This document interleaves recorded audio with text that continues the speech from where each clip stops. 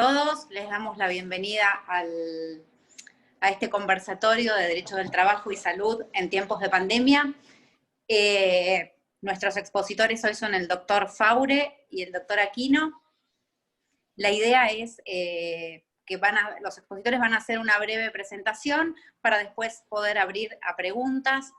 El doctor Faure es médico endocrinólogo de la UBA, consultor en endocrinología de la Academia de Medicina, de la Asociación Médica Argentina, director de endocrinología de Buenos Aires, miembro del Chair Educational Task Force Latin American Thyroid Association, director del curso de actualización de cáncer de tiroides, miembro de la Universidad de Austral, miembro del Departamento de Tiroides de la Sociedad Argentina de Endocrinología, coordinador del Foro Nacional de Discusión en Cáncer de Tiroides, ex jefe de la sección tiroides del Servicio de Endocrinología del Hospital Churruca, ex director del Latin American Thyroid Association. Y bueno, la idea es que hoy él, en su rol como médico y organización de servicios médicos en el área asistencial, nos ilustre un poco, acerca de los cambios que debió aplicar en la práctica y los desafíos y las pérdidas que tuvo que enfrentarse en este tiempo de pandemia. Así que bienvenido, doctor Faure. Bueno, buenas tardes a todos. Gracias, Gisela. Quiero agradecer al Colegio de Abogados de San Isidro, a la doctora Bierza y a ustedes por la invitación. Un placer estar compartiendo con el doctor Aquino hoy a la tarde. Cuando quieran comenzamos entonces a compartir pantalla y así puedo empezar con la exposición. Entonces, lo que yo voy a hacer es una breve introducción al tema, un poco lo que hemos discutido en otras charlas respecto a lo que ha pasado con la pandemia. Realmente cuando el 11 de marzo la Organización Mundial de la Salud propuso o puso, digamos, como pandemia a nivel del mundo, declara la pandemia por el coronavirus, realmente el mundo quedó pata para arriba y nosotros desde el punto de vista médico también, porque entramos en una gran contradicción, porque realmente la atención médica quedó en esta situación de donde cuidar a la salud precisamente es no cuidarlos, porque no los podemos atender, porque no los podemos ver, porque nos dificulta la asistencia o hacer venir un paciente hacia el consultorio aumentaría el riesgo de exposición y por lo cual fue o sigue siendo todavía una controversia para nosotros en cuanto al cuidado de nuestros pacientes. Y realmente el COVID-19 impactó, o podemos hablar de que hay un impacto a nivel de la población general y un impacto en las instituciones de salud. Con respecto al impacto de la población general, podemos hablar del impacto económico-social, el impacto a nivel de las enfermedades no transmisibles, como vamos a ver ahora, fundamental el impacto psicológico en cuanto a la salud en sí, a los riesgos y a la infodemia que se fue dando en todo este tiempo, y por supuesto en las instituciones de salud, por un lado, en la salud del personal, lo que nosotros debemos tener cuidado en nuestro recurso humano de las instituciones, las implementaciones de protocolos que tuvimos que realizar, y a su vez la caída en el número de consultas, el aumento de costos y los menores ingresos, lo cual que lleva a un desequilibrio desde el punto de vista económico en cualquier institución a raíz de esta pandemia. Hay un reporte muy interesante respecto al impacto socioeconómico del COVID, que está publicado si quieren los pueden ver en este link, sobre cómo cambió la realidad del mundo esta pandemia. Hay una sobrecarga sin precedentes en el sistema de salud y también en la economía mundial. Es decir, que independientemente a la infección por el COVID, las consecuencias económicas que va a tener la población mundial es significativo. Se calcula que va a caer prácticamente un 10% del Producto Bruto Mundial, lo que va a llevar acompañando a esta caída a un aumento de las muertes a nivel de, en el próximo año en África, Asia y Latinoamérica, pero no por el virus, sino por la falta de alimentos, por la falta de acceso a agua, a antibióticos, a medicamentos, etc. Entonces esto realmente es muy, muy significativo y es impactante desde el punto de vista médico, desde el punto de vista de salud, lo que habíamos logrado en su momento, haber mejorado el tema de la pobreza extrema, como vemos en este gráfico. Fíjense que desde el 2014 hasta el año 2018 hubo una caída significativa, más de un 3% en el porcentaje de población que está expuesta a pobreza extrema.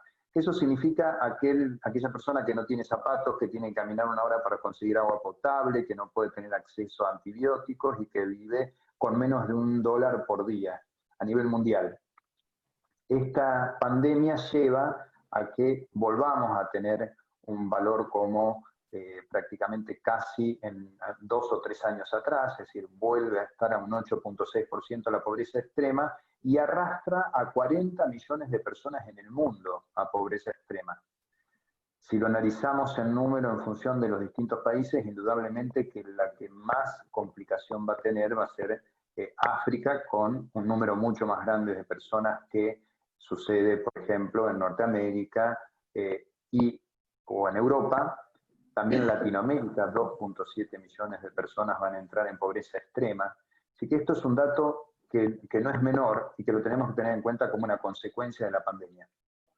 Y hay un informe de UNICEF, el 5 de agosto de este año, se calcula que el incremento en la pobreza de chicos y adolescentes en Argentina, de 7 millones que teníamos el año pasado, van a pasar a 8.3 millones este año. Así que esto es un dato más que importante desde el punto de vista socioeconómico, digamos, ¿no? Desde el punto de vista psicológico, ya hay distintos reportes donde esta pandemia habla. Por ejemplo, en España se calcula que un 85% de los niños y adolescentes sufrieron algún trastorno psicológico durante la pandemia.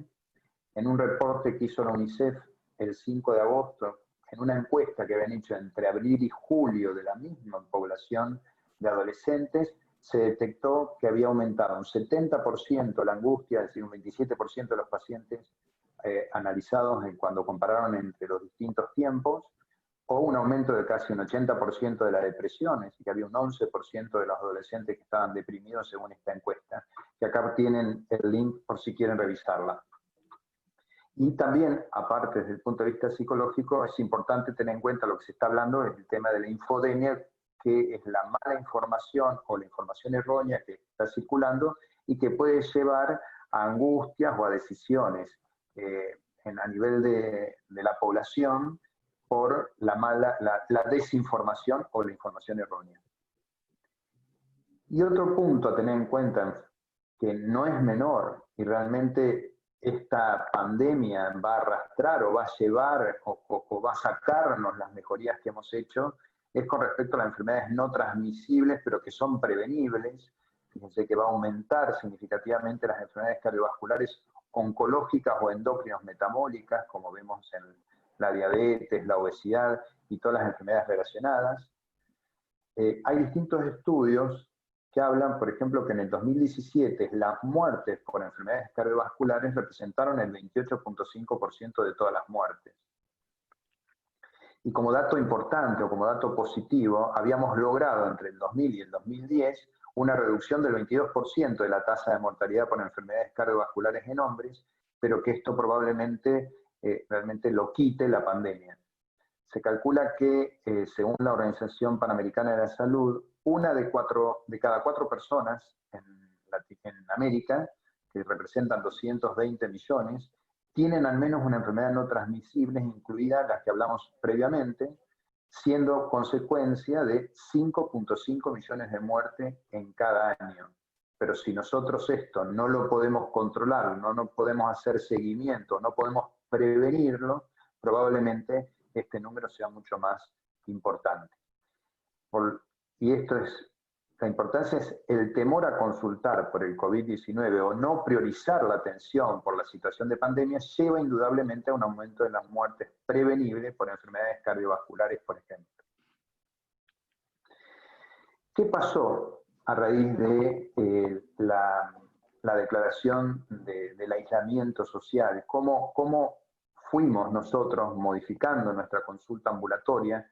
Al principio, por supuesto, cuando el 20 de marzo decretan el aislamiento, nosotros tuvimos que cerrar los consultorios porque no estábamos incluidos dentro de los consultorios ambulatorios, no por supuesto la atención de guardia y demás, como una actividad esencial, y recién el 22 de abril, en el decreto 576, se exceptuaba al personal de salud y atenciones a patologías crónicas, y ahí hubo una recomendación por parte del Ministerio de Salud y de la CONRA del 22 de abril, donde estábamos exceptuados para poder atender la demanda de pacientes de patologías crónicas, oncológicas, cardiológicas, diabéticos, hipertensos, etcétera, para poder hacer un seguimiento. Y entonces, para empezar a atender, tuvimos que adaptar los consultorios de acuerdo a las distintas resoluciones, no solo para cuidar al paciente en cuanto a hacer un triage, en cuanto a controlar la temperatura, o a saber si el paciente podía estar en riesgo de contagiar a otros que vengan al consultorio o a los centros médicos, sino también cuidar a nuestro personal. Y de ahí los requisitos de la Superintendencia del Riesgo de Trabajo, que es la resolución 29, publicada el 21 de marzo del 2020. Y por supuesto, hasta el momento de hoy sigue estando en vigencia hasta el 11 de octubre el decreto del aislamiento o distanciamiento social, dependiendo de la ciudad o provincia que estemos hablando.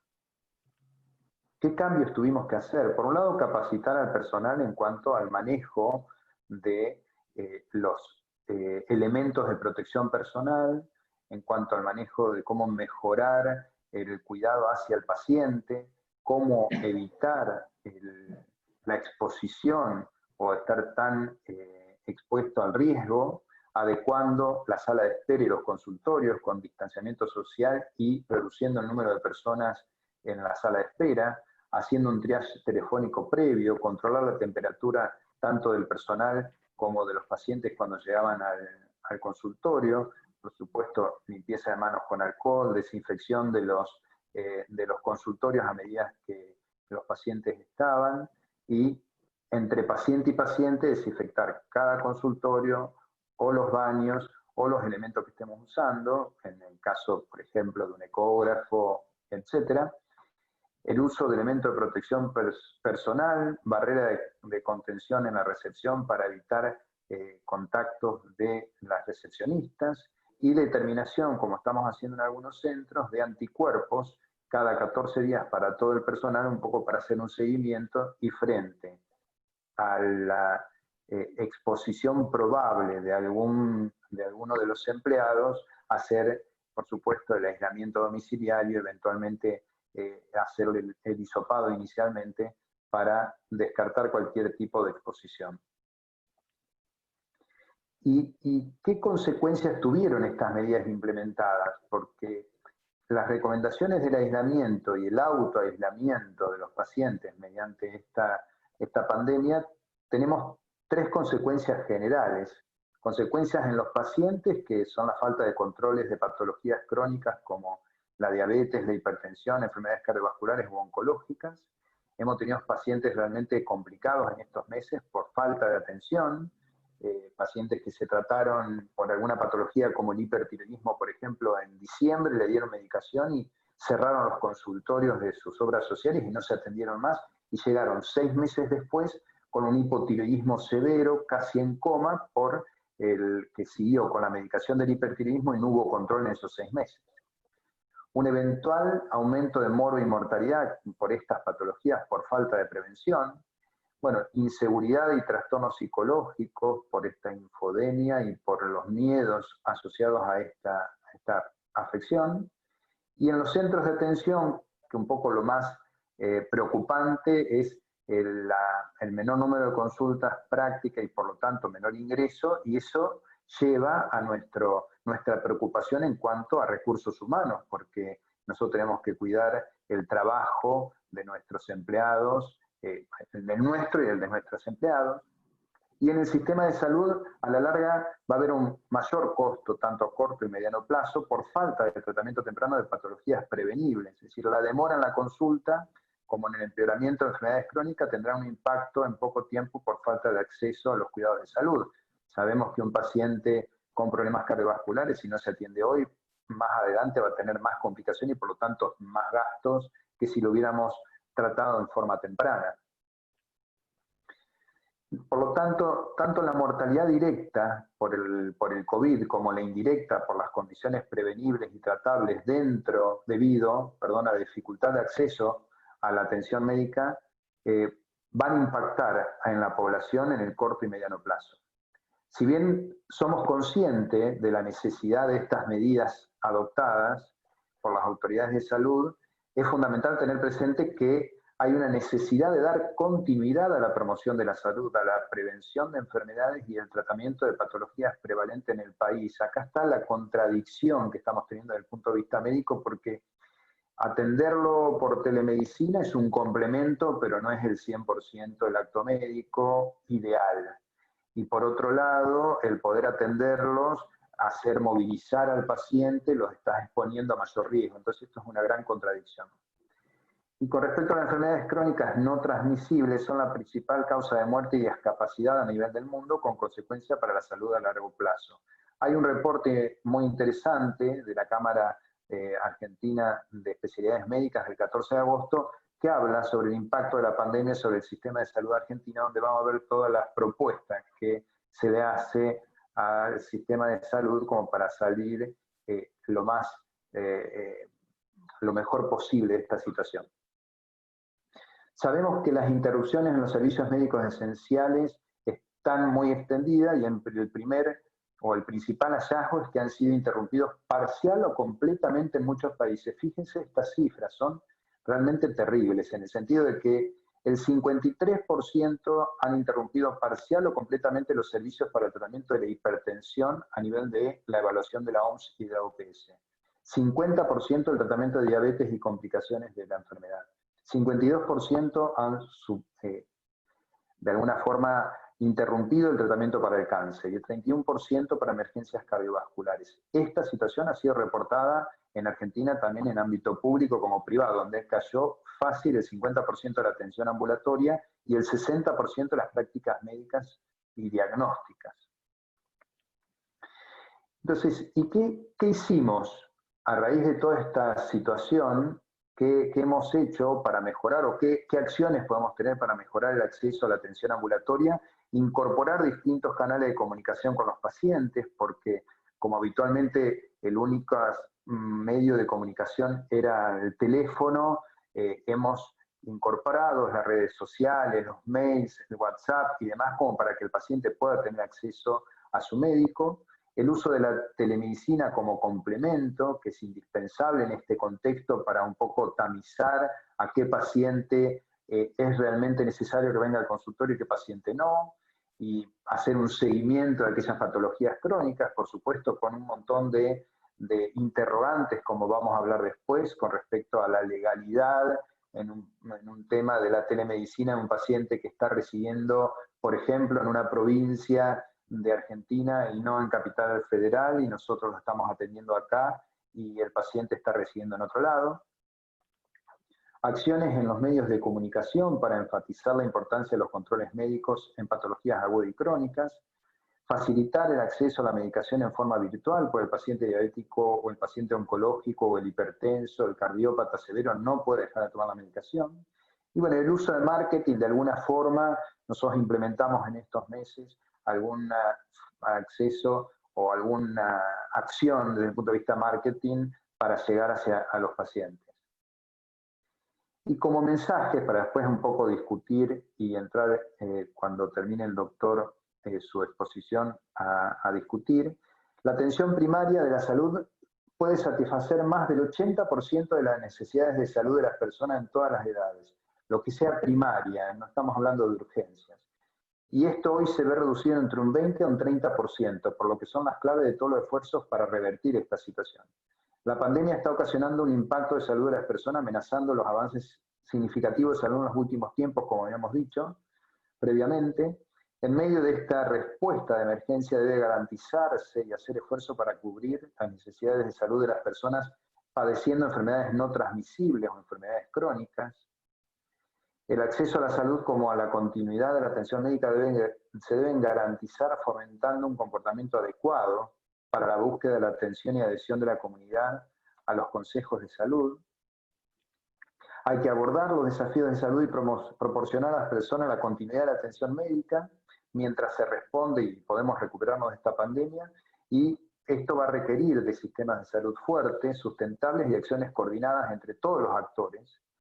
Es clave recuperar y mantener la confianza de la población en el que todos los actores de la atención médica ya modificaron como para poder tener una atención con medios de protección personal hacia los empleados, los médicos, y evitando así el contagio hacia los pacientes. Están preparados los sectores de atención en general para poder manejar los pacientes febriles por un lado, de los no febriles por otro, y que nuevos modelos innovadores del sistema de salud deben ser explorados para brindar continuidad a la atención médica, entre ellos la telemedicina, reduciendo el estrés también en los sectores de salud. Y yo dejaría dos reflexiones. Una reflexión que me pareció muy importante de Antonio Guterres, de las Naciones Unidas, donde que la pandemia es una emergencia de salud pública, pero es mucho más. Es una crisis económica, social y humana que se está convirtiendo rápidamente en una crisis de los derechos humanos, digamos. Y que la pandemia es una emergencia de salud que afecta a los derechos civiles, culturales, económicos, políticos y sociales, y que es una prueba para la resiliencia de nuestras sociedades, que el respeto por los derechos humanos será fundamental para el éxito de nuestra respuesta y nuestra recuperación. Muchas gracias.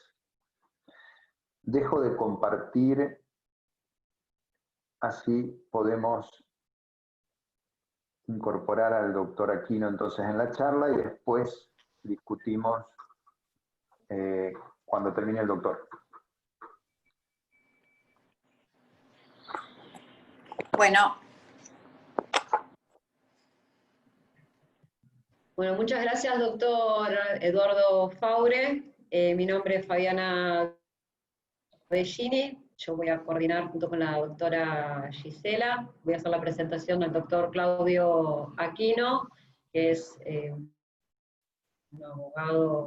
abogado de la casa, es el subdirector del departamento académico del Colegio de Abogados de San Isidro.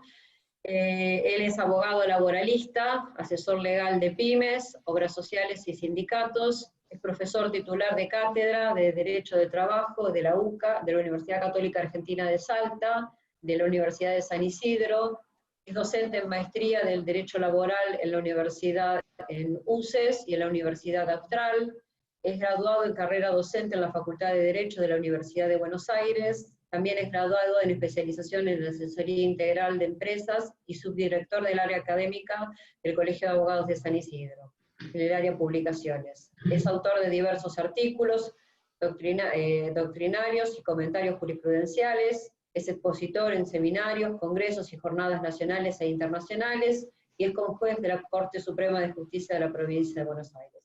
Bueno, muchísimas gracias, doctor Claudio Aquino. Lo dejamos para que exponga sobre los aspectos que tienen que ver con esta pandemia y el derecho laboral, y luego de su exposición daremos lugar al espacio para las preguntas. Nosotros como modalidad habíamos pensado esto fuera una especie de intercambio, como un conversatorio, para que pueda ser dinámico y todos los participantes y todas las participantes sean colegas profesionales del derecho como profesionales de la salud, puedan, teniendo ambos experticios como expositores, puedan formularle las preguntas, que nosotros se nos habían ocurrido un par, que vemos que ya en algunas han sido ya por lo pronto contestadas por el doctor Eduardo, así que abriremos el juego o abriremos directamente luego el juego a cada uno de los participantes para que puedan desasnarse o podamos intercambiar ideas. Le damos la palabra al doctor Aquino. Muchísimas gracias, doctor. Y muchas gracias al Instituto y al Colegio de Abogados de San Isidro. Muchísimas gracias, un placer estar con ustedes acá. Mi agradecimiento muy particular a Sandra Birsva, nuestra directora del Instituto de Derecho de la Salud, del Colegio de Abogados de San Isidro, desde luego a ustedes, Fabiana, Gisela, por todo el trabajo que han realizado, y una vez más el privilegio, el honor de representar en este momento al área académica nuestra con toda la trayectoria que tiene precisamente en la conformación de jornadas ordinarias, extraordinarias y sobre todo transversales como esta, donde uno puede compatibilizar ideas, fuerza, en este caso de dos campos profesionales, que a veces, como charlábamos hace un rato con el doctor Faure, nosotros tenemos como profesionales del derecho cierta lejanía de la problemática de la salud, de la problemática de los profesionales que están ejerciendo una tarea que es absolutamente dirimente y que tiene un derrame social inequívoco, que nosotros creo como primera medida paradigmática de concepto, de razonamiento y de conclusión también, nos tiene que llevar a que debe existir un ordenamiento jurídico que le dé realmente respuestas acabadas a todo esto que está sucediendo en una crisis tremenda, dramática, con un virus planetario que, la verdad, nosotros, no por ser apocalípticos, no sabemos cuándo va a terminar y cómo. Creo que Eduardo ha sido muy claro con lo que explicitó. Nos preocupa, pero esa preocupación a su vez nos tiene que traer consecuentemente a la ocupación. ¿Cómo lo podemos resolver? Y yo me voy a quedar con algunos párrafos de lo último que él señaló de Antonio Guterres, el secretario general de la ONU.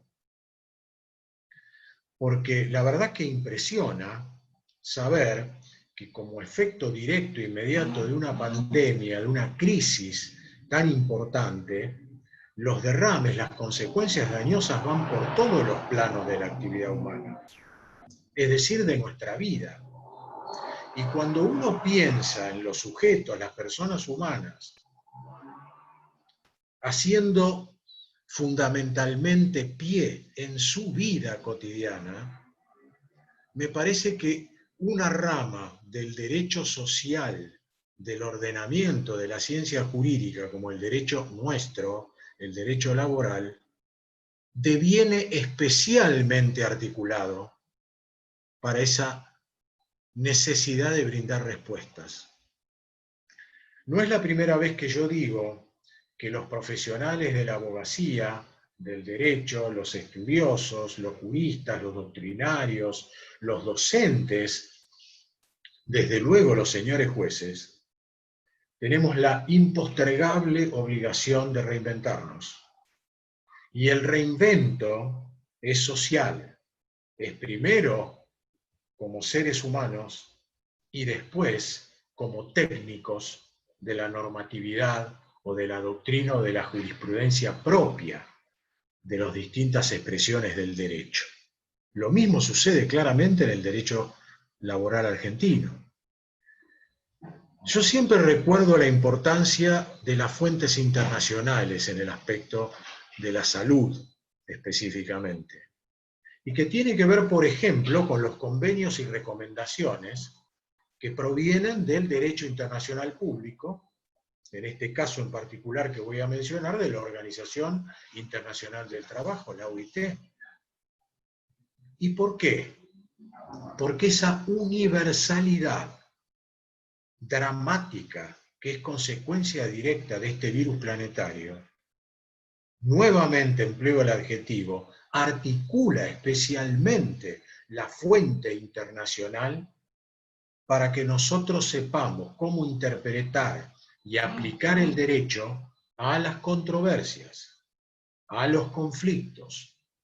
Porque como bien decía Otto Kahn-Freund, un gran jurista alemán, que después tuvo que escapar del nazismo hitleriano y terminó su carrera docente, social, en el Reino Unido, en una hermosa obra que se llama Trabajo y Derecho, Otto Kahn-Freund decía que la gran clave de un ordenamiento jurídico y de la ciencia del derecho en sus distintas expresiones es que tiene necesariamente que actuar como un factor social de articulación y equilibrio entre los poderes sociales. Y cuando tenemos una pandemia como la presente, todos sabemos que los encontronazos entre poderes generan gravísimas tensiones sociales. La recomendación 205 de 2017 de la OIT nos enseña claramente la necesidad de generar actividades y construcciones legales e interpretaciones jurídicas que potencien la resiliencia de los seres humanos. ¿Es la búsqueda de un objetivo imposible de alcanzar? ¿Es solo un sueño? ¿O es una parte de nuestra realidad? Para aquellos que nos dedicamos al derecho y especialmente al derecho del trabajo y comentamos numerosos pronunciamientos de los jueces pretendiendo diagnosticar lo que tenemos en el presente y pronosticar lo que nos puede venir, parece y suena muy ambicioso, no soberbio, les puedo asegurar, tenemos que conocer la importancia de la universalidad, el mundo jurídico en este caso, sobre los derechos internos. Y no va a haber posibilidad real de resistir esta pandemia en el plano de las respuestas normativas si los profesionales del derecho no nos comenzamos a entrenar en la capacidad de fomentar y hacer fluir el diálogo social. Porque es el diálogo social el que va a hacernos tener en cuenta al prójimo. Y es la única manera que vamos a poder construir soluciones puntuales para las personas que justamente se encuentran en una mayor condición de vulnerabilidad. Miren, el derecho constitucional laboral, a partir de los artículos, especialmente el 14 bis de nuestra Constitución Nacional, ¿qué nos marca? Que el trabajo en sus diversas formas debe gozar de la protección de las leyes que reglamentan el ejercicio y hace una serie de nómina de prerrogativas y de fuentes indispensables de ser tuteladas, que no es estricta, exorbita su literalidad y que nos lleva al mundo social comunitario con solidaridad. Desde ese punto de vista, el 14 bis nos habla de la necesidad de evitar los tratos discriminativos. Y si hay un momento en que uno está observando mayores grietas de discriminación, es precisamente en detrimento de los profesionales de la salud.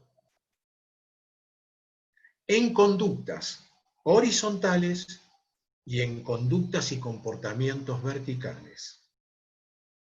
Aquellos que nos ha tocado asesorar a prestadores de la salud, en el caso obras sociales, pero también clínicas, hospitales, sanatorios, hemos tenido la oportunidad, si se quiere, y el privilegio también, y esto no lo digo demagógicamente porque está acá presente el doctor Faure, es un sentimiento personal, nos lleva a un universo distinto ese contacto con los profesionales de la salud, y a conocimientos técnicos también diferentes. Fíjense ustedes, si nos paramos en los artículos 41 y 43 de la Constitución Nacional, ¿qué vemos? En el 41, el valor de la protección de la salud y del medio ambiente para las generaciones actuales y futuras. Una obligación que, por ejemplo, tuvo una declaración paradigmática en 1972, para hacer un poco de historia, en Estocolmo, en Suecia, la Declaration of Human Environment, la Declaración del Medio Ambiente y su preservación en protección de la salud de los seres humanos como un eje matriz para tener en cuenta en todos los ordenamientos jurídicos de los países. Por supuesto que esto ya figura como un ícono en la Organización Internacional del Trabajo desde su propia fundación en 1919, en el marco del Tratado de Versalles. Y también particularmente, algo que no se suele evocar, es la Declaración de Filadelfia, de varios años después, en 1944, que para ello, para fomentar, enseñar y aprender, se requiere el resguardo de la libertad de expresión. Y la libertad de expresión es otro derecho constitucional consagrado en el artículo 14 de nuestra Carta Magna.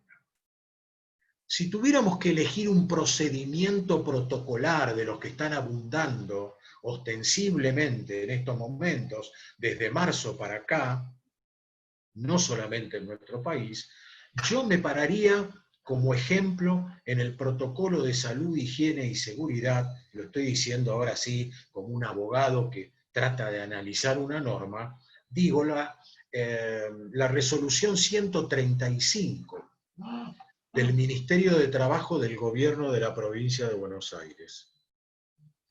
Un territorio que todos sabemos que tiene muchísima problemática de salud en este momento y con una visión negativa en cuanto a lo que puede crecer, y en esto coincido también con el doctor Faure. Todo lo que nosotros conocemos ahora por el AMBA, o como el AMBA. Esa resolución del 5 de abril del año 2020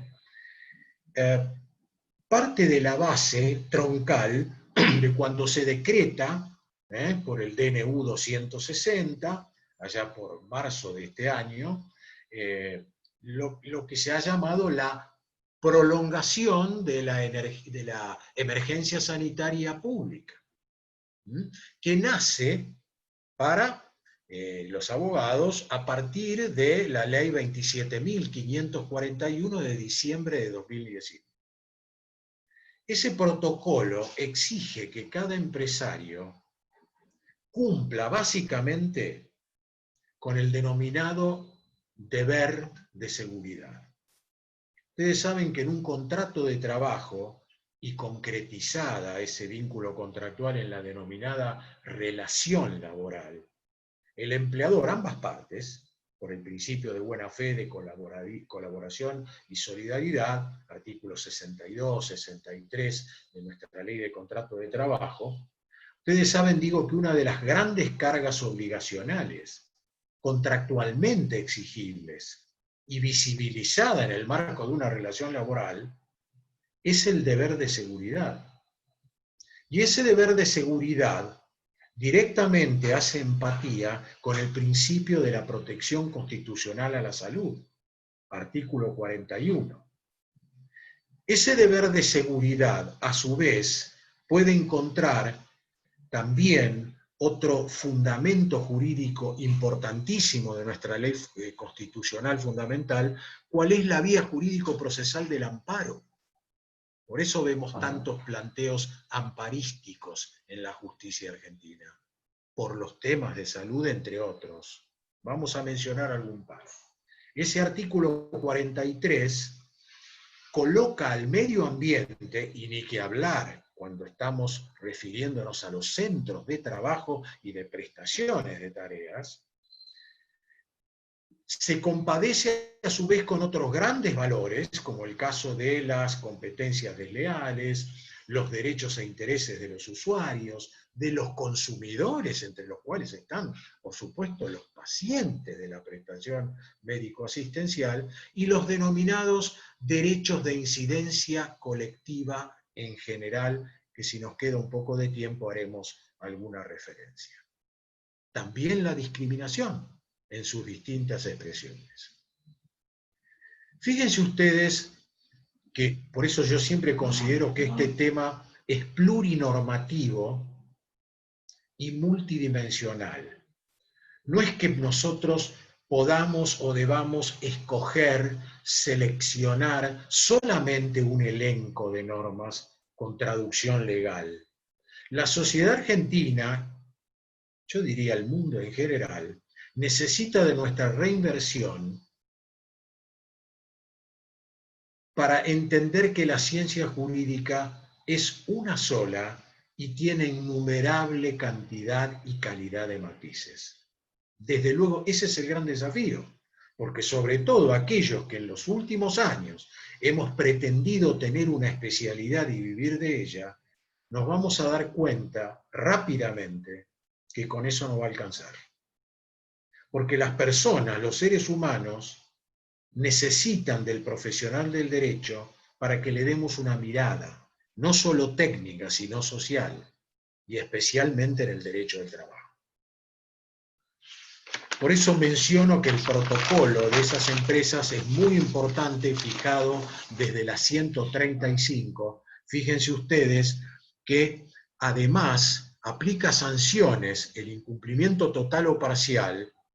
Hay que hacer la lectura, no tenemos tiempo para disquisicionar especialmente en esta normativa, pero sí es importante decir que hay sanciones por incumplimiento como infracciones muy graves por su emparentamiento y remisión con una ley, que la 25.212, llamada del Pacto Federal del Trabajo. Y acá en la provincia de Buenos Aires, a través de la Resolución 135, se especifica a través de la Ley 12.415 del 24 de abril del año 2000. Otro aspecto que destacó el doctor Faure, que me parece muy importante, es antes de los resarcimientos, la mecánica de la prevención. Y el derecho tiene que estar especialmente construido para la evitación de los daños. Fíjense ustedes, por eso hablo de la plurinormatividad y el polifacetismo de la dimensión de este asunto, de esta temática, los artículos 1708 y 1710 del Código Civil y Comercial de la Nación, que ustedes saben que acaba de cumplir el 1 de agosto su primer lustro, sus primeros 5 años, y que fuera sancionado en el marco de la Ley 26.994, en 2015.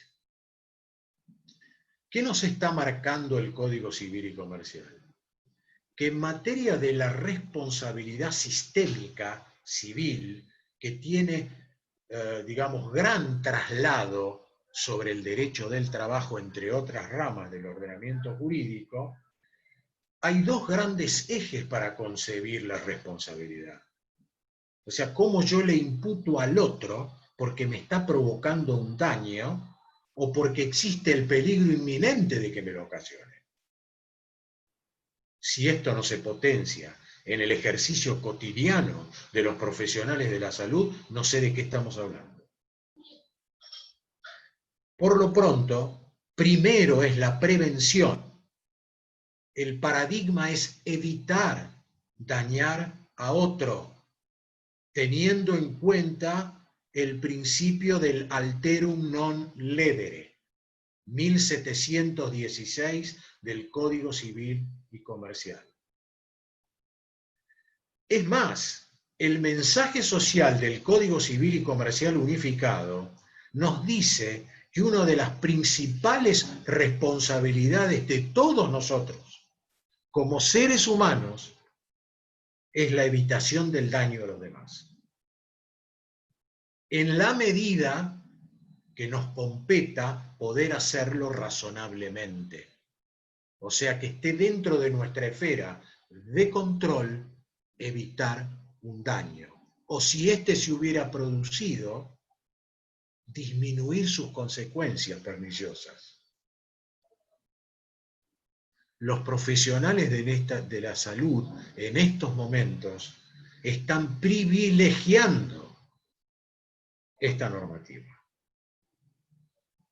nosotros no sé si lo estamos reconociendo como corresponde, y mucho menos sé si la normativa que tenemos en este momento está realmente entronizando los valores que tenemos en juego en esta temática.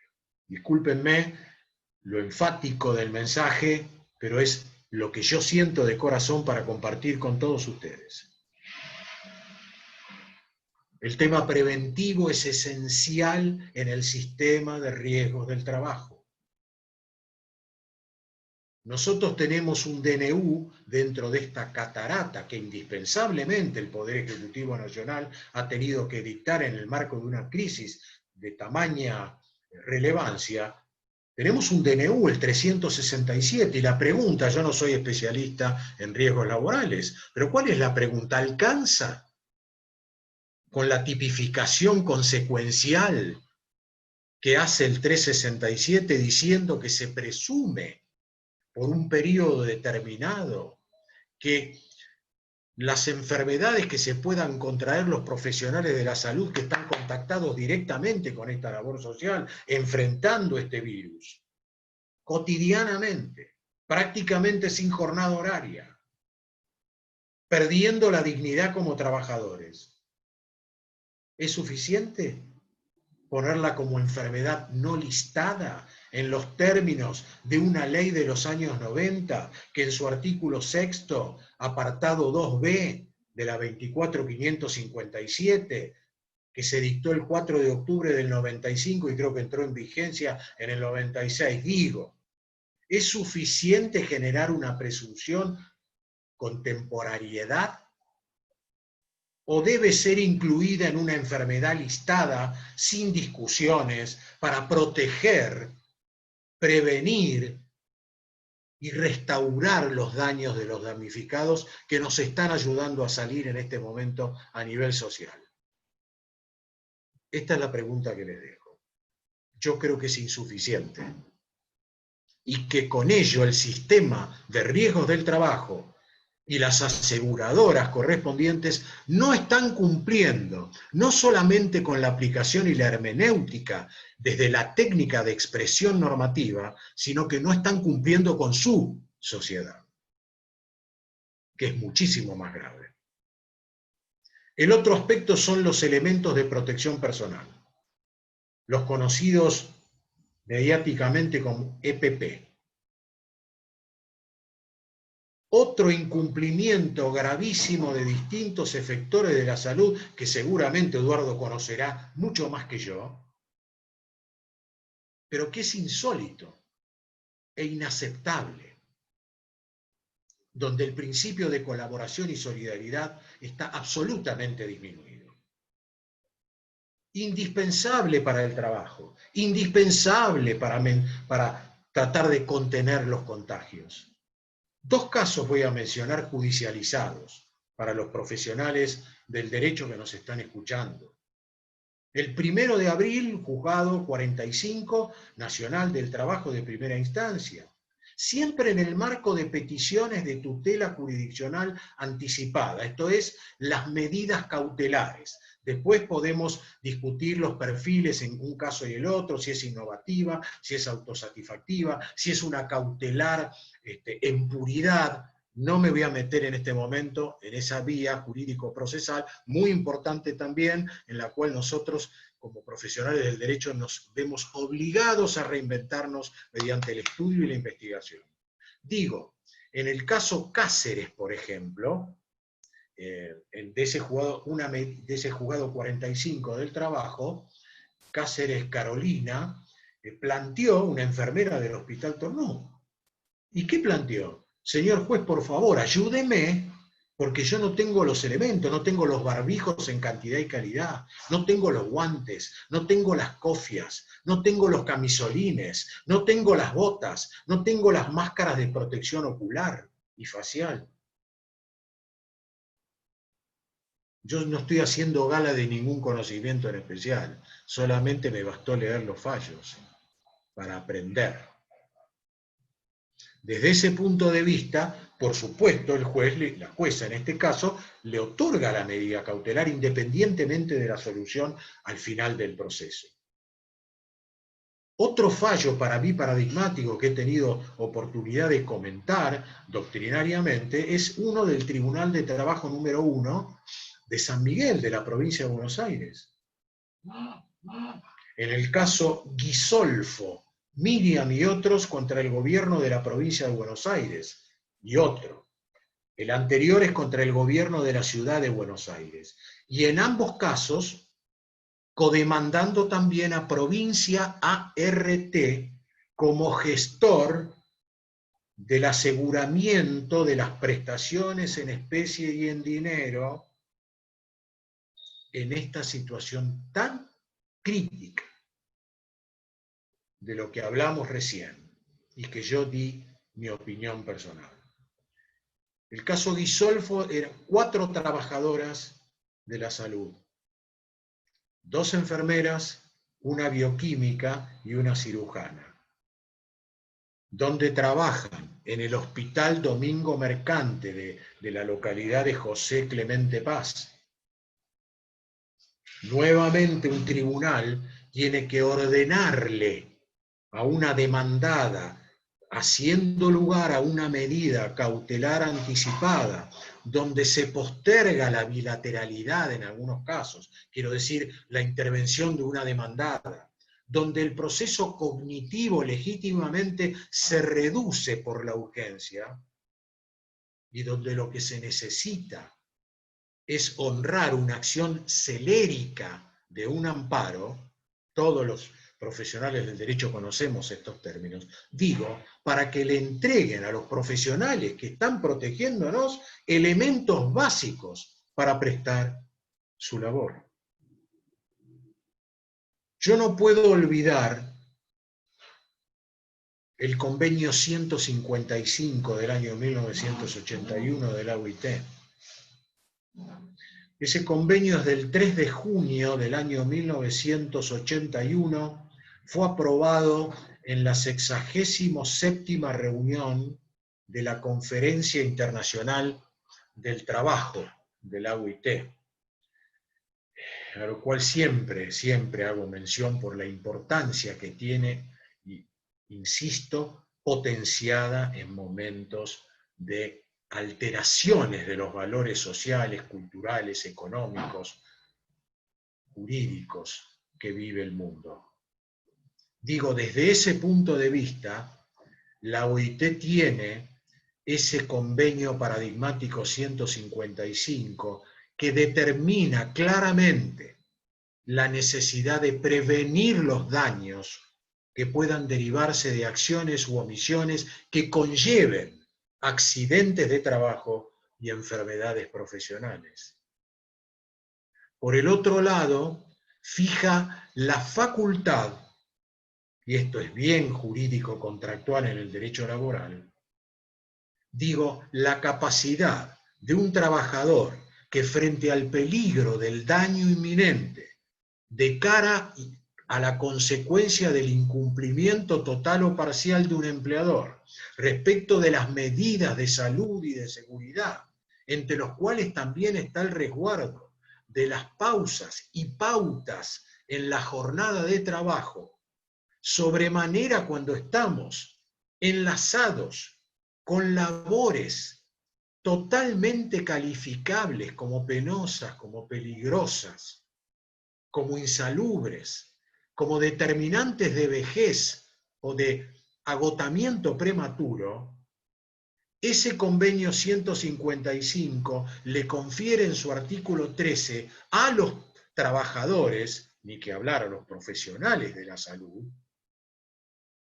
la capacidad de dejar de prestar sus tareas hasta tanto los empleadores, personas físicas o personas jurídicas organizadas empresarialmente, den cumplimiento con el deber de seguridad.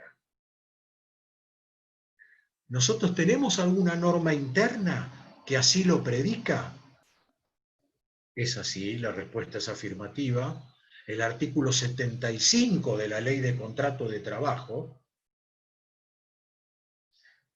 que en virtud de una reforma producida el 15 de diciembre, si mal no recuerdo, del año 2016, la ley 27.323, los legisladores tuvieron la sabiduría de corresponder necesidades sociales con traducción jurídica a través de la normatividad laboral.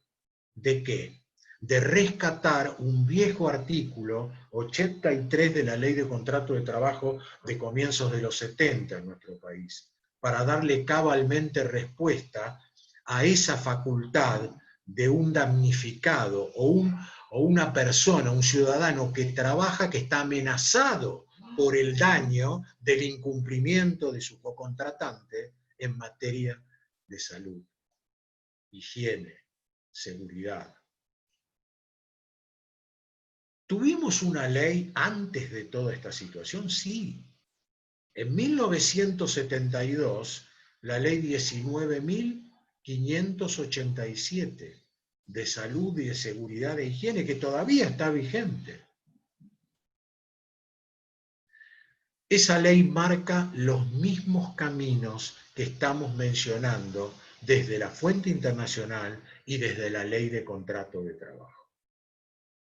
Yo creo que con esto estamos dando o hemos dado una breve reseña normativa de lo que significa la protección y la tutela de un sujeto preferencialmente protegible en el marco del derecho laboral a través de la manda de la Constitución Nacional. Y en esto debo decir que no solamente tenemos que concebirlo, más allá de sus matices, no solo debe ser concebido desde el espectro de la subordinación o la dependencia laboral claramente aceptada, porque en el medio de todo este universo negativo, dramático, tenemos decenas de miles de profesionales que ni siquiera tienen el debido reconocimiento de ser trabajadores para otros, y que son intitulados como miembros cocontratantes de una mera locación de servicios. No voy a agregar más nada porque creo que con este puntapié es suficiente para este encuentro. Pero todo eso es otro temazo para discutir en algún otro momento. Voy a cerrar partiendo de la base de los valores de la dignidad y de la decencia para todos nosotros cuando trabajamos. Pero fundamentalmente, ¿se cortó? ¿Me están escuchando? Lauri, ¿me escuchas? Sí, te escuchamos, Claudio, sí. Ah, porque me perdí de la pantalla. Bueno, acá estamos, perdón. Les decía una frase que para mí quedó para los tiempos. El trabajo decente o el trabajo digno. Hay muchas. Pero fíjense lo que dijo Osvaldo Alfredo Bossaini, un gran jurista, en lo que él tituló un artículo Alcance y vigencia de los derechos humanos en el derecho interno. Esto fue publicado en la editorial La Ley 1990E, páginas 751 a 762, para quienes les guste leerlo. Y dice así: entre los deberes esenciales se encuentran el desarrollo humano con justicia social, la igualdad de oportunidades y el desarrollo sustentable. Ninguno de ellos parece seriamente defendible sin la protección del ambiente en el cual vivimos y convivimos. Sin esa protección, el derecho es como un ser inanimado. No existe en la coexistencia social. Muchas gracias por la atención y estamos abiertos, Eduardo y yo, para las inquietudes, si se puede. Gracias. Bueno, muchísimas gracias, doctor Aquino, doctor Eduardo Faure. Bueno, vamos a abrir el interrogatorio, a las preguntas que quieran ir formulando, las irán formulando por el chat y nosotros las vamos a ir comentando. Desde ya, las exposiciones súper claras, excelentes, muy completas.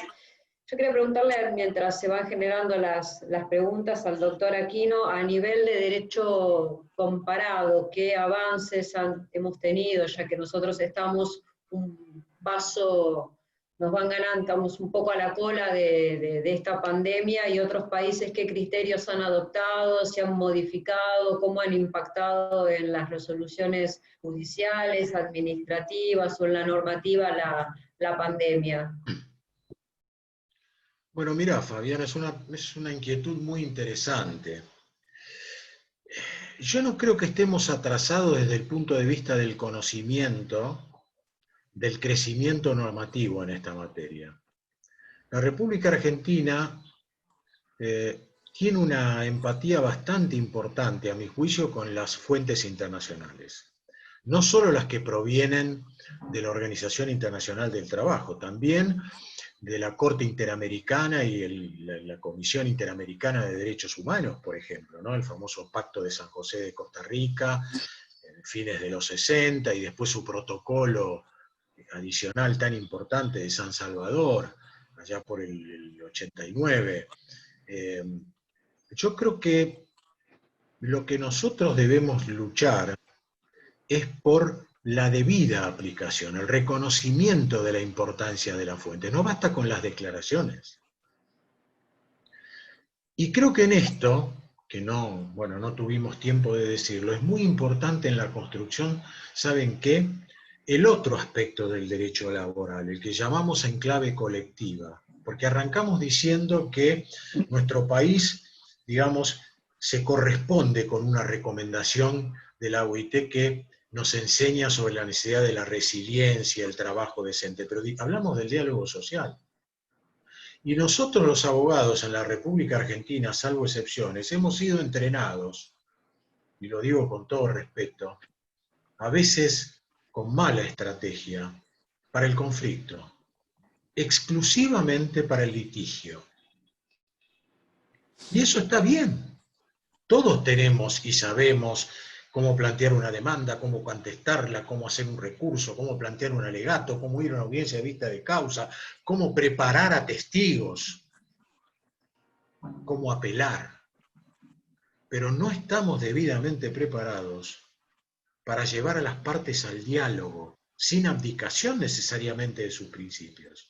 En este sentido, el derecho colectivo pone una enorme responsabilidad en este momento, no solo sobre el sector empleador, sino también aquellos que están representando a trabajadores de distintas actividades y profesiones, o sea, los sindicatos, los gremios. Y para eso necesitamos cada vez más y mejor organizaciones sindicales libres y democráticas, como lo pide la Constitución Nacional en su artículo 14 bis. Ahí tenemos muchas normas del derecho internacional para analizar y para aplicar. Pero yo no creo que el país esté atrasado en el conocimiento normativo. Sí está atrasado en cuanto a la aplicación efectiva, o sea, el derecho bajo la primacía de la realidad, de las necesidades de una sociedad.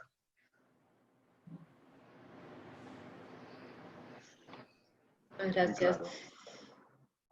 Yo, un punto que ambos, tanto desde el campo del derecho a la salud como del derecho laboral, han como un método paliativo o como un método para poder dar respuesta a las situaciones de COVID y a otras enfermedades que en este momento no se le están dando tanta la importancia que deben o que necesitan, pero que bueno, que se ha tratado de ir acompañando a través de la telemedicina y a través del teletrabajo. Es decir, la pregunta es para los dos expositores, ¿no? Desde el ámbito del derecho a la salud y del derecho a laboral, ¿cómo encuadraríamos la telemedicina, si bien la ley lo ha regulado, tenemos la reglamentación o la legalización del trabajo a través de la telemedicina? Sí sabemos que desde los espacios médicos hay como una gran demanda, que no tienen horarios, las cargas horarias como no las tienen muy bien diagramadas. Para los médicos en realidad es un facilitador nos explicaba el doctor que, bueno, ya en algunos, desde la medicina privada, me lo venían como trabajando, pero desde los espacios públicos, yo pertenezco al espacio público, el espacio público fue, bueno, ¿qué tenemos que hacer? Nos ponemos a trabajar.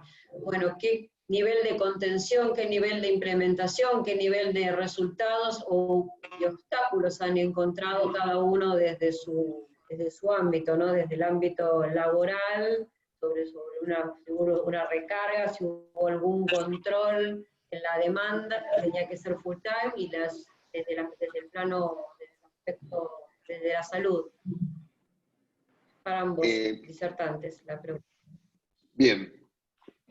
Muy interesante la pregunta. La telemedicina en sí, desde lo médico, es un complemento a la atención médica habitual. Indudablemente que en esta situación tan extrema o tan particular, tomó un lugar preponderante en cuanto a las consultas. Hoy por hoy nosotros teníamos 100 consultas diarias presenciales, estamos teniendo 15, el resto se transformaron en consultas virtuales o a través de telemedicina. Con lo cual te diría que un 80, un 20 quedó actualmente, cosa que antes estaba limitado solo para gente del interior, después que venían una vez a Buenos Aires y nos hacían una consulta, los resultados, por ahí lo hacíamos por telemedicina, hacíamos una consulta, pero esporádica. Llevó a una adaptación desde la parte médica a la telemedicina también, por esto que vos mencionabas de los horarios y de la pérdida un poco de la idea del horario del médico. Yo creo que ahí cada situación es especial en cuanto a que la parte privada rápidamente se adaptó. La parte pública todavía no, hay muchos lugares que directamente no la implementaron directamente. O sea, hay hospitales donde los pacientes no se atienden por la parte ambulatoria, por ejemplo, para endocrinología, y que nosotros estamos viendo algunas consecuencias cuando pueden llegar a nosotros porque tienen acceso a una consulta privada o porque de alguna forma tienen acceso a la atención privada. Entonces, creo que ahí no se implementó. Si bien se reguló, como decía el doctor antes, hay un montón de conocimiento desde la medicina, pero la implementación es lo que falla. Es decir, sabemos desde la parte médica que tenemos que tener todo un tema de elementos de protección personal, y en algunas instituciones, ya sea pública, la gran mayoría, o inclusive privada, hubo falencias en cuanto a la provisión de esos elementos para cuidar a las personas. Aparte es un sinsentido, una contradicción permanente, porque por un lado hago un decreto, aíslo a todo el mundo para proteger y a su vez lo desprotejo. Es decir, hay una contradicción desde las situaciones que estamos viviendo que es muy, muy raro. Sí, desde el papel, es cierto, en el papel está escrito, pero la implementación o cómo lo llevamos a la práctica es el problema. Otra de las cosas que discutíamos es también la legalidad de la telemedicina dependiendo de la territorialidad. Es decir, yo como médico en Capital Federal atiendo a un paciente que está hoy atendí, por ejemplo, uno de Río Grande, en Tierra del Fuego, que están en fase 0, encerrados, que es una paciente mía que antes venía a Capital a atenderse, pero ahora lo está haciendo por telemedicina. No está reglamentado eso. En teoría, yo no tengo una matrícula en Tierra del Fuego. Por lo tanto, si hay una interposición de algo legal, yo no sé cómo quedaría mi responsabilidad como médico estar atendiéndolo en telemedicina cuando el paciente vive en otro lado y yo estoy acá. Creo que podemos seguir hablando de innumerables situaciones que quedan en duda desde la práctica, no desde la intencionalidad. Digamos, como médicos uno trata de llegar al paciente, está bien, lo atiendo al paciente, porque esta es mi obligación como médico, porque si no también por otro lado estás abandonándolo, indirectamente hablando, ¿no? No es en este caso por ahí no es una urgencia, pero a veces podemos estar en una situación de urgencia, pero después quedamos expuestos por ahí a una situación de riesgo desde lo legal, que creo que hay que seguir discutiéndolo de alguna forma. en esas situaciones yo creo que es lo que habría que hablar de cómo la telemedicina encaja en todo lo legal. Está bien, está implementado. Desde el punto de vista legal lo podemos hacer, pero hay otras cosas en el medio, no solo lo que el Estado permite, sino también después esta cosa de las matrículas de cada provincia, de cada distrito dentro de la provincia de Buenos Aires. Yo tengo matrícula distrito 4, porque atiendo en zona norte, pero ¿qué pasa con un paciente de zona sur? Tampoco podría atenderlo, por ejemplo, porque no tengo matrícula de ese lugar. Yo creo que esas son situaciones que se nos están planteando desde la telemedicina, digamos, ¿no? Desde la situación especial. Yo agregaría que, por supuesto, y es muy importante lo que dice Eduardo también, porque puede darse el caso, aún en el marco de la sanción tan flamante de la ley de teletrabajo, que todavía estamos en el tránsito hasta que entre operativamente en vigencia, lo sabemos, hay muchos aspectos que aparecen. En primer lugar, el derecho a la desconexión de quienes trabajan así telemáticamente de manera remota. Para evitar, sobre todo en el caso de los profesionales de la salud también, el estrés, que los médicos conocen perfectamente. O sea, y el otro es que siendo una modalidad tal cual está planteado en el marco de la sanción de esta ley de teletrabajo, hay muchas cosas que van a quedar justamente como bajo la responsabilidad de la negociación colectiva, de lo que hablábamos hace un rato. Si ustedes se fijan bien en materia de teletrabajo, esa modalidad, muchos de sus aspectos en más detalle, se dejan justamente librados a la autonomía de la libertad negocial de las partes. Es otro gran derecho constitucional, como reseñábamos hace un rato. ¿Y esto qué implica? Que para que las cosas se hagan realmente, más allá del discurso normativo, se hagan realmente con eficiencia, con efectividad, con eficacia, necesitamos capacitarnos. La capacitación por el lado de los representantes del sector empleador, digamos, en la salud, y del otro lado el que nuclea a los colectivos de trabajadores de la salud. Estamos hablando de este aspecto en este momento, ¿no? Sin generalizar. Pero yo creo que eso es lo que, por ejemplo, la OIT nos habla cuando en el año 81 saca el convenio 154 del fomento de la negociación colectiva. Yo me opuse siempre a esa idea de que en Ginebra se construye una normativa que guarda lejanía con las reales necesidades de los Estados miembros. ¿Saben qué me parece, con todo respeto? Que esa es una manera muy barata, muy menguada, de querer negar realidades y de tener que capacitarnos, informarnos, a nivel globalizado, a nivel mundial. Estoy hablando de los profesionales del derecho en este caso, que en definitiva somos asesores de partes en innumerable cantidad y calidad de conflictos. Si no hay formación, no hay educación, ¿qué negociación colectiva técnica real puede haber, por ejemplo, para normar esto que plantea Eduardo? Entre tantas otras cosas. El abogado es un asesor. Va a una negociación colectiva con voz, pero sin voto. Y el fundamento de la construcción del derecho del trabajo es el diálogo a través de la negociación y después de la celebración del llamado convenio colectivo del trabajo. Sí, ese que muchos ni conocen en una actividad, pero que después se le aplica a cada uno de los contratos de trabajo que tiene de sus trabajadores, si es un empleador o un dador de trabajo, o de sí mismo si es un profesional de la salud. Si no hay formación, no hay capacitación, evidentemente los resultados no pueden ser satisfactorios. Entonces, ¿una ley marco como la de teletrabajo era necesaria? Yo considero que sí. Pero ojo, que está dejando una interpelación al conocimiento de las partes como los llamados clásicamente los actores sociales. Y otra cosa para terminar, la OIT, ¿qué nos dice? Esa normativa no está creada en Ginebra, en un laboratorio, donde dicen, bueno, a la Argentina le tiro esta norma, o le tiro este convenio, o le doy esta recomendación, y una vez que lo ratificó, es su problema. No.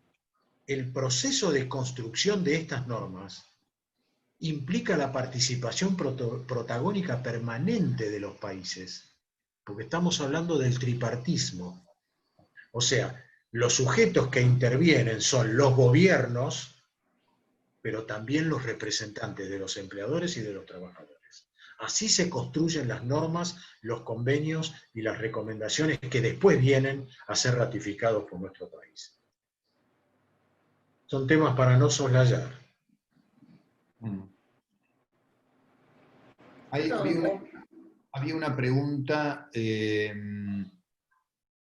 previamente, que a ver si la puedo encontrar en el chat. Era Alejandro Suárez. Sí, de Alejandro Suárez.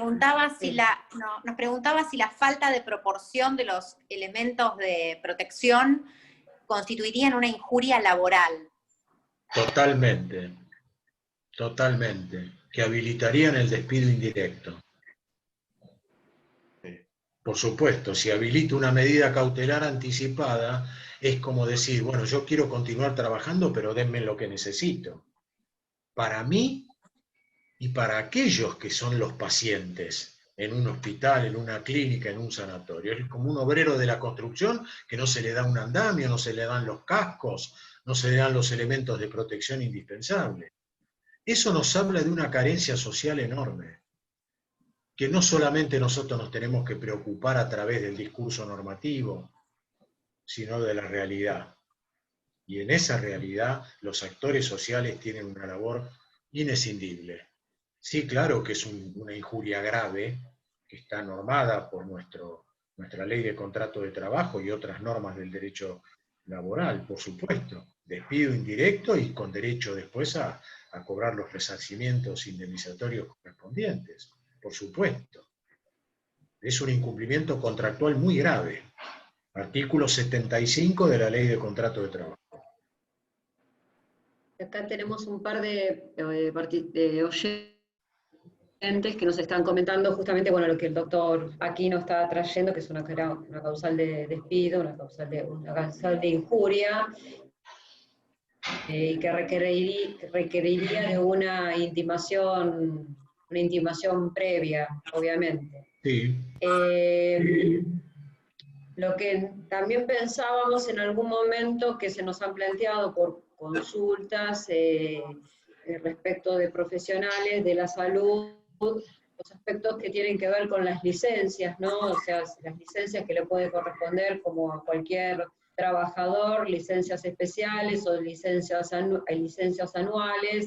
¿Qué pasa con estas licencias, no? O sea, están, como son esenciales, tienen que estar al límite o al colapso, o estarían en condiciones, se les permitiría de poder acceder a su licencia anual obligatoria, se la podría tomar, una licencia especial por una situación particular, estarían en condiciones.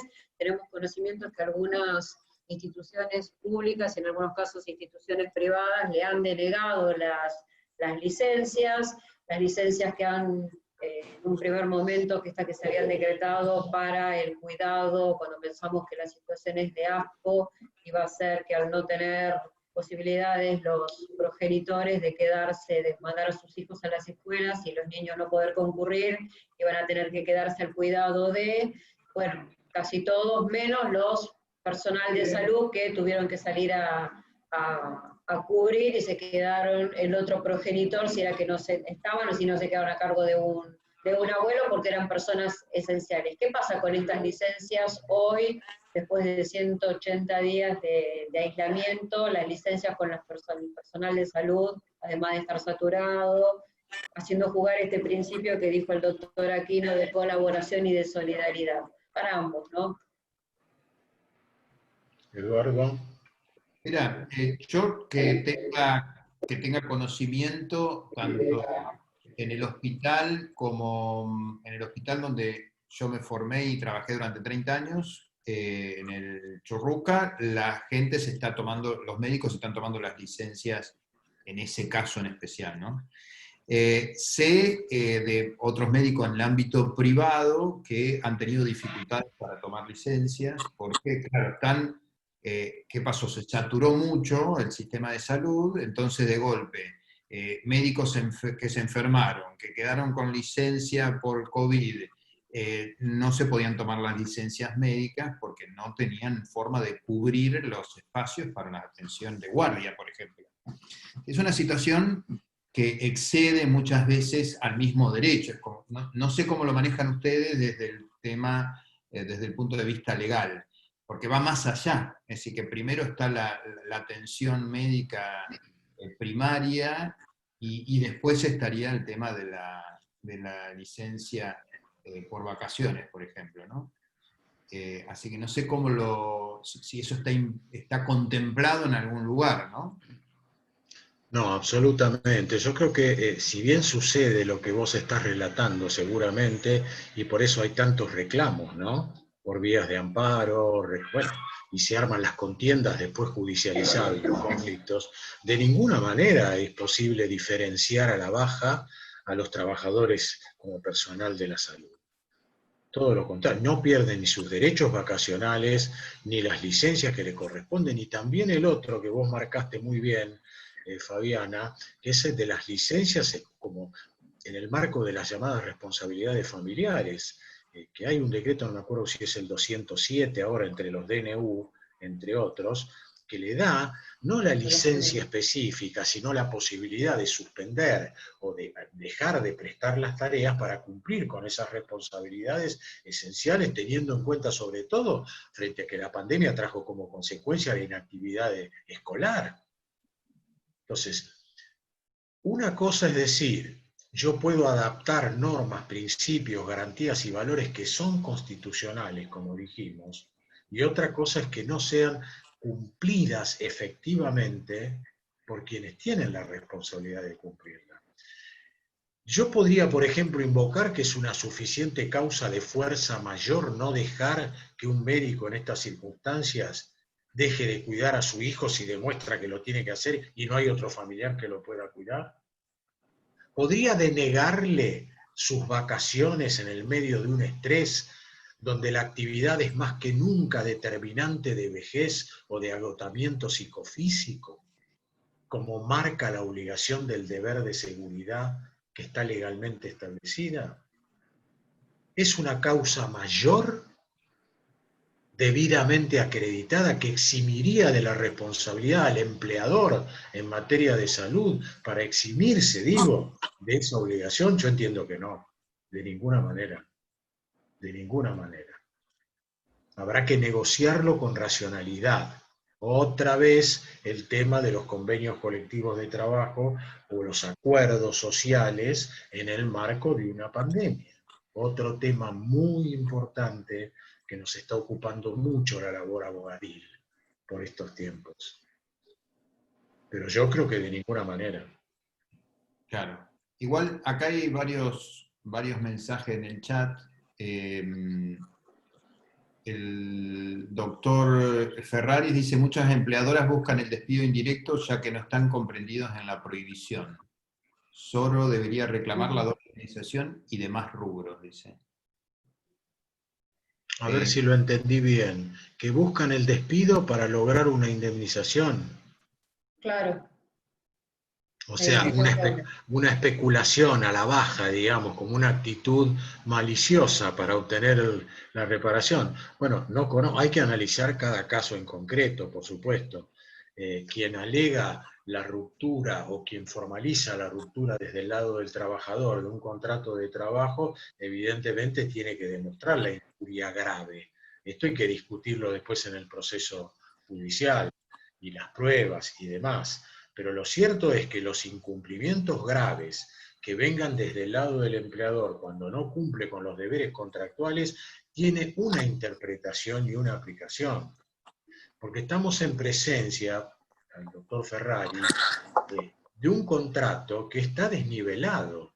O sea, es un contrato asimétrico. una relación desigual. Y esto está reconocido constitucionalmente.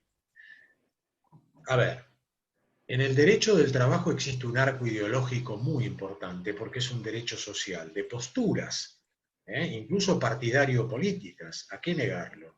Opiniones. Pero lo que todos estamos de acuerdo, más allá de nuestros principios y convicciones, que yo creo que no hay que abdicar de ellas, todos tenemos que reconocer que no es un contrato civil o comercial con plena autonomía de las partes.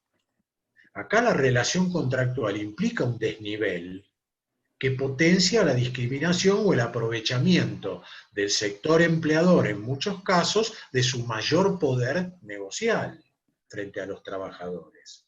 Entonces, la ley laboral, las leyes laborales están pensadas para darle una preferente tutela al sector del trabajo. Y así debe ser interpretado también por los jueces en los conflictos. Con lo cual, hay que tener un buen asesoramiento en estos aspectos para ver cuáles son los límites, ¿cierto? Pero no podemos olvidar la tipología del contrato ante el cual nos enfrentamos. Desde el punto Doctor, de... una última pregunta de acá de la doctora Silvia Herrea, que me parece bastante pertinente. Ella pregunta, ¿las licencias anuales ordinarias están suspendidas por tiempo ilimitado en la ciudad de Buenos Aires hasta el 31 de marzo del 2021? Y pregunta si es esto legal, si están amparados en la emergencia sanitaria, esta prohibición, si sería legal. Yo voy a dar mi opinión personal, yo creo que de legal no tiene nada eso. Bien. No justifica la fuerza mayor esta situación. Hay que buscar la eficacia, los turnos, las rotaciones, las capacitaciones. Nosotros estamos frente a un problema que los médicos conocen mucho más que los abogados. Estamos cerca del colapso de las camas. Estamos mucho más cerca de colapsos económicos y sociales. El derecho, en su construcción normativa, siempre viene después de los hechos. No olvidemos esto. Quería hacer un comentario al respecto de del tema que estábamos hablando antes. La RT nuestra, digamos, para poder funcionar como centro médico, nos exigió un montón de condiciones para cumplimentar con nuestros empleados, digamos. Todo el tema del cuidado, de protección, elemento de protección, fotos, firmar una declaración jurada de cómo realizamos todo este protocolo de atención en el centro médico, como para poder tener el aval de la RT para poder trabajar. Digamos, eso es una exigencia que nosotros tenemos desde el punto de vista en lo privado, que es como sucede siempre. En lo privado tenemos una exigencia y en lo público tenemos la falta de que se cumplimenten lo mismo que nos exigen al revés, digamos, ¿no? Entonces, acá hay una discordancia entre, una inequidad entre lo público y lo privado. Estoy de acuerdo con eso. Charlando siempre, ¿no? Sí, sí. Yo lo veo muy claro y coincido, coincido. Mirá, también con respeto, pero con honestidad intelectual, yo creo que los estados, esto es independientemente de los gobiernos circunstanciales, al menos en nuestro país, los estados son muy deficitarios al momento de tener que dar el debido cumplimiento de la normativa en nuestra materia laboral. Son muy malos empleadores. Claro. O sea, se hace mucho discurso, pero por el otro lado se incumple. Esta es una situación, una gran merma en nuestro país. Quisiera hacer perdón, doctor. Sí. No, la doctora Bielsa... A lo mejor hay una consulta de la doctora Sandra Wismar, la directora del instituto, que nos comentario, a ver si ustedes podrían, les agradecería una reflexión sobre la situación laboral en el pasaje del aislamiento estricto a una etapa de mayor flexibilidad. en espacios, en tiempo de atención, está dirigida a ambos disertantes. Con el tema organizativo nuestro, bueno, es una pregunta interesante porque hoy por hoy el consultorio, la sala de espera, hemos tenido que ambientarlo para que no haya casi gente en la sala de espera. Entonces, no tenemos el riesgo de tener gente expuesta a probabilidad de contagio. Entonces, nosotros citamos por ahí, hacemos una consulta virtual, una consulta presencial, entonces nunca hay más de 2 personas por ahí en la sala de espera. Con el hecho de ir flexibilizando más, puede aumentar ese riesgo, digamos, ¿no? de tener más contactos en la sala de espera, que es un poco lo que están armando también en el aeropuerto. No sé si ustedes vieron cómo están dejando el aeropuerto de Ezeiza para las colas de abordaje, que separaron todo, inclusive hasta el estacionamiento. Entonces, en este tipo de consultas vamos a tener que ser muy rigurosos en cuanto a pedirle al paciente, que es lo que hacemos ahora, me imagino que lo vamos a hacer más estricto todavía, de que traten de llegar al horario que uno le da para que no se superpongan tanta gente en la sala de espera, porque eso si no va a aumentar el riesgo de circulación de la población y no vamos a estar con el distanciamiento o con el aislamiento que tendríamos que tener. Bueno, yo creo que me sumo a la respuesta del profesional técnico. Yo desde el lado jurídico, mi visión es que desde luego llega un momento que la población ya no resiste responder de la misma manera socialmente como fue en las primeras semanas. Esto lo sabemos todo. Y, a ver, el derecho tiene que enriquecerse, dejar de lado su soberbia de la autonomía y darse cuenta que tenemos que enriquecernos cada vez más con otros quehaceres del conocimiento humano. Esto es con otras disciplinas de la ciencia, hoy más que nunca. Entonces, si yo tengo que construir o colaborar mañana con un diputado o un senador siendo asesor legal, lo primero que le recomendaría en esta materia es que cite, como el país lo ha hecho, más allá de ciertas críticas, con los profesionales, infectólogos, intensivistas, médicos, porque yo no sé nada de eso. Yo puedo tener circunstancialmente el poder de construir o de colaborar en la edificación de una norma que es imprescindible para la sociedad.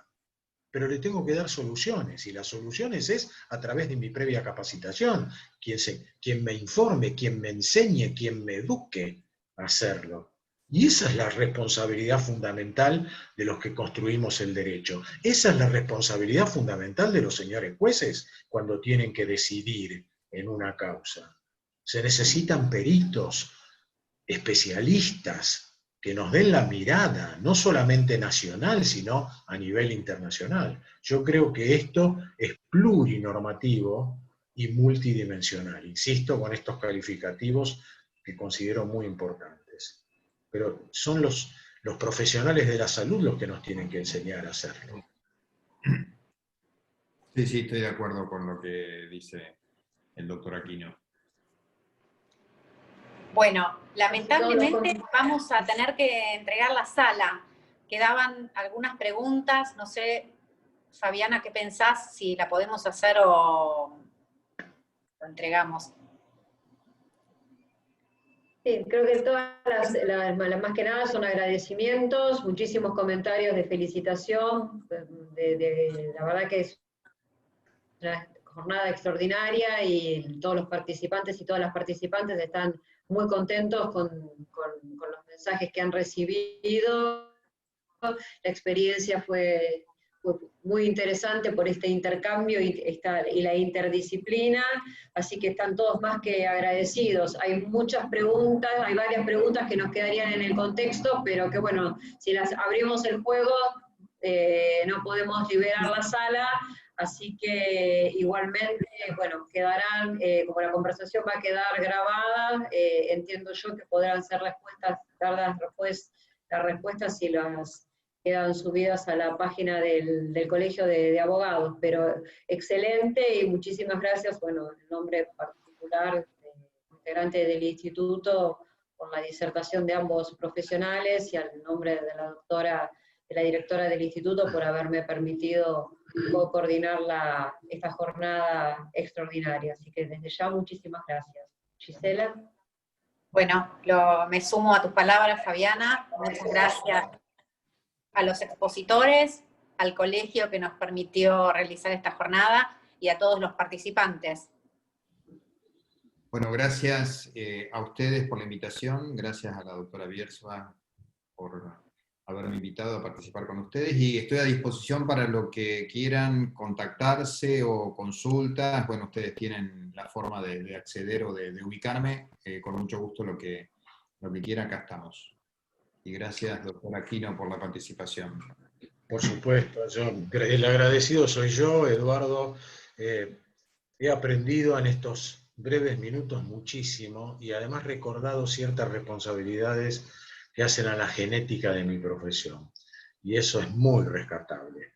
A ustedes vuelvo a repetirles el agradecimiento, a la doctora Biersma, felicito al Instituto de Derecho de la Salud por tener estas iniciativas, porque la construcción de una sociedad se hace desde lo interdisciplinario. De eso estoy absolutamente persuadida. Muchas gracias. Gracias. Gracias. Gracias. Hasta luego. Gracias.